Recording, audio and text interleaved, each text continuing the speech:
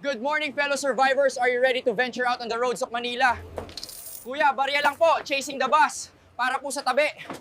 Dito mo mararanasan yung yakap na hindi mo nakuha sa ex mo. Siksikan, dikit-dikit. Yung tipong pagbaba mo, amoy ibang tao ka na. Buti pa yung tren, kahit puno, pinipilit pa rin pumasok. Pero yung feelings niya sa ayo, kahit may space pa, ayaw na talagang ituloy.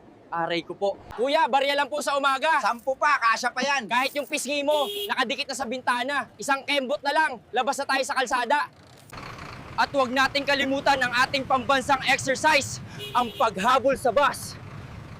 Dito, dadaan tayo sa EDSA. Ang traffic dito, parang kayong dalawa, walang usad. Nakastuck na lang sa talking stage hanggang sa tuluyan ng lumamig. Pero kahit ganito tayo araw-arap, pawis, puyat at pagod, tuloy pa rin ang laban.